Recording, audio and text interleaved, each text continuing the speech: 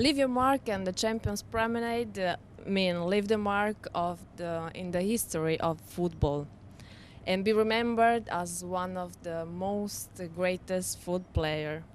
What do you feel?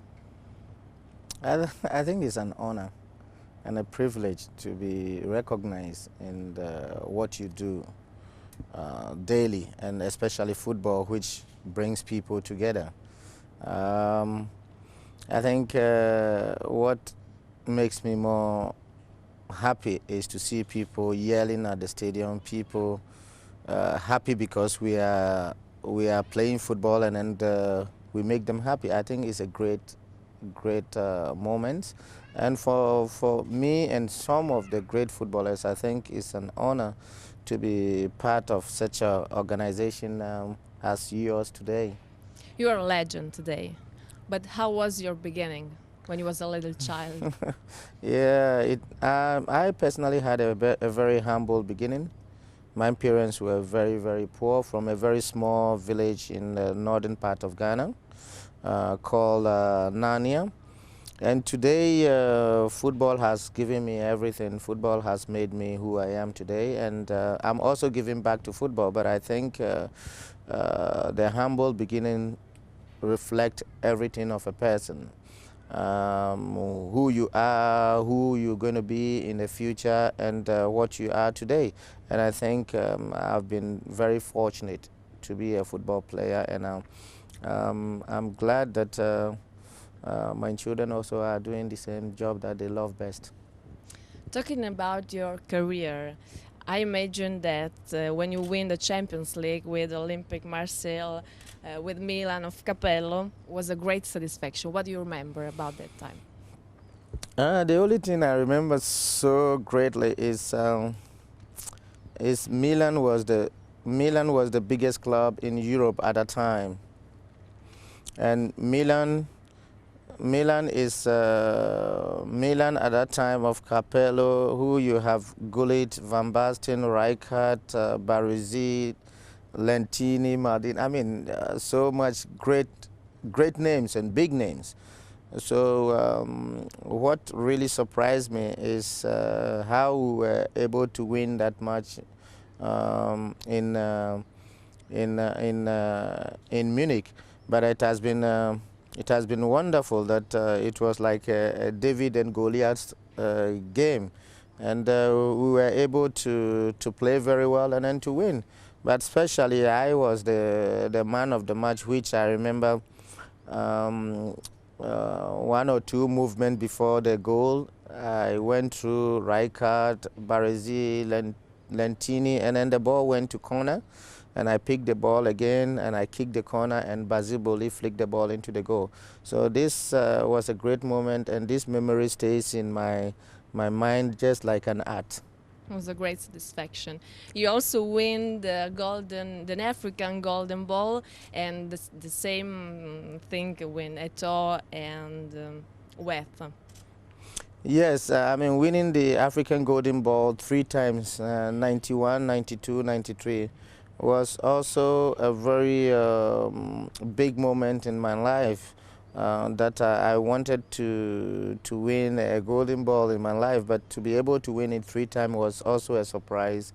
But having said that, I think the difference is I was very determined to achieve great things, and I was committed to football, and I wanted to be somebody great. And at the end of the day, I have no regrets. I pushed myself to the limit, and today, if I'm here, is because of what I have achieved. Which are the other moments that in your career have such a something important? Ah, I think in '92, I was the captain. I became the captain of Ghana national team, and then we played the African Cup of Nations, which we got into finals, and I had two yellow cards, so I couldn't play in the finals. That was a very disappointing moment because I scored in all the matches to the finals, and I scored even in the semi-finals. But Ghana went to the finals, but I couldn't play in the finals because I have 2 yellow cards. It was great moments because I was the best player in the tournament, but I couldn't play in the finals, and then Ghana lost. I still have that memories because it was very painful to digest that difficult moment, but at the same time, it's a mixed feeling. I was great in that tournament. I was fantastic. So I think I share the different moments, both pains and happiness, because I was one of the best. I became the best player in the tournament, but that is not enough. I wanted to lead my country to win that trophy, and we didn't win it, and that also became a very sad moment to me. Let's talk about a sad moment. There's something that you want to do and you never do, or some result that you want. Yes, I wanted to play in the World Cup. I wanted to play in the World Cup with Ghana. I never had the opportunity to play in the World Cup, and that is one of the things that I would say that I stretch myself to be able to do it. And in football, I think I have achieved everything. I have tasted everything. That was just to appear in the World Cup was what was lacking in my career. And I don't want to be egoist and not to be happy with God. I just say that it was my destiny. I did everything to be there. I couldn't, so I'm happy with everything that God have gave me today. But it lacked it. I lacked the World Cup, but I think I'm grateful to God that whatever He gave me, I've been able to achieve and accomplish everything. You play with a lot of champions. Who you like most? Who do I like? The greats. I played with Baggio. I played with a little bit of the Zidanes, and then, but I think above all, the one I respect Baggio so much because of his character. Very gentleman. Maldini, gentleman. I like players like that, and then I respect the king of football, Pelé, who is the same committee with him in FIFA. So I see him maybe 3 times, 4 times a year, and we discuss a lot of things. I respect all those guys, but I think above all, I love Maradona. Maradona. Yeah, Maradona, because when I was playing for Marseille, they used to say that I'm the black Maradona, so we had so many things in common. But I think for me, he was the greatest footballer ever that I saw. You talk about legend of football, but today, the player who actually playing today, who do you like? No, it's as easy to answer that question. It's very easy. If I say I like Maradona, then of course, in a team, a great team of today, I love Barcelona, the way they play. So obviously, it's going to be Messi. Messi. Yes. Let's talk about national of football. Even the African football, it's better in the last time. But there's something that less of the other, the miss, for being a great team. Why? No, it's difficult. It's difficult to say. I think Africa has been in a very difficult situation for such a long time. In terms of finances, in terms of organizing the game, in terms of so many things, we've been we lag behind. But I tell you that in the past 10, 15 years, things have changed. There have been development programs. FIFA have initiated so many programs, both with referees, both with marketing, both with the players, and then the game itself, putting up synthetic fields in Africa, having shelter for the federations. Things have really changed in the hands of Sepp Blatter. Sepp Blatter has really changed African football. And Africa now, let me tell you, 20 years ago, Africa didn't, the federations didn't have even computer, didn't have even fax machines. and they didn't have even shelter, a place as an office. Today, all the African national teams have all these things, big, massive. So it has changed. Blatter has changed the face of African football. And not only when he did it in the Goal project, he did it in so many projects which has really, really transformed African football.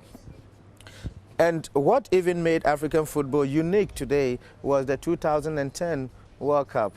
And I was the one who was leading the World Cup since '99, me and Danny Jordan. And we won the first one, we lost against Germany. And then we won the second one and we won to host it.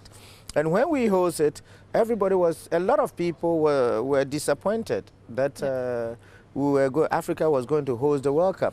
But I tell you, that disappointment became a joy and a fiesta after the World Cup in South Africa. And it became even one of the best World Cup ever hosted in the world. So, you know, I think African football has changed and is going to change for the better. You asked a question which is more interesting. What is making Africa not to lift the World Cup trophy? I think we are getting there. For 2 times Africa, or more than 3 times, African teams have got to the quarterfinals. Therefore, there is only 2 steps to get to the finals and then win the trophy. I hope we are working towards it, and Africa have the capacity to win a trophy, the World Cup, in the few years to come. We are hoping maybe it happens in Brazil.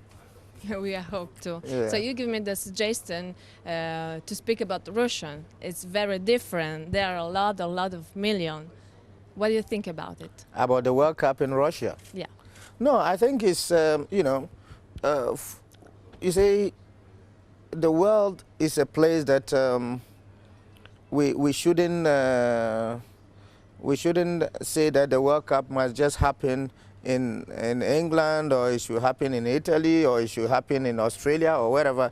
I mean, we belong to the world, a society in the world. Everybody must have a little bit of the cake. Russia has never had a World Cup. So for me, it's an interesting place to go.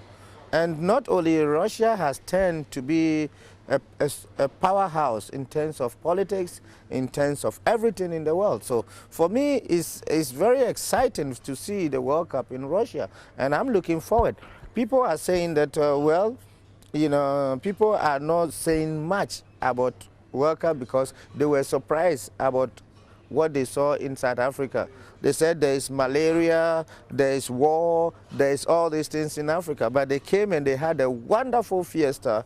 And today nobody is talking about Russia because they were surprised of what they saw in South Africa. So they don't want to criticize anybody now. They want to wait and see. And that is very good for the patience of football lovers in the world. What other job would you like to have if you don't Play football? Yeah, play football. Well, I think I would have liked to be a military man. A military man. Yes, I love actions, but very quiet, and I anticipate a lot. And I think military, they have this kind of bravery, and then you think 10 years, 20 years ahead of you, and you anticipate everything around you. And I like that kind of feeling, that you don't sleep, you always have your eye on the ball and everything. You're looking at everything which goes round around you, and military are very sharp, and I like that. We continue to talk about your private life, but something beautiful. You have a child, 2 children playing football, professional football. So what do you do for them? Well, I don't do much. I think what I needed to do was to support them, both when in a good moment and in the bad moment, to be there to ensure that whenever there are bad moments, they go through the bad moments very easily and then come back to the good moments. So that support is there, and then calling me after every game, calling me to ask the mistakes that they did and what they did well. And so it has been a wonderful moment, and I'm enjoying it at the moment. I only pray and cross my fingers that there are no injuries, because football, you know very well that it's the injuries which really bring a setback to a footballer. When there are no injuries, then everything looks perfect. So I pray that everything really will look very good for them not to have injuries, and then, they will keep on with whatever they are doing that they love. Who is Abedi Pelé today? How you spend your time?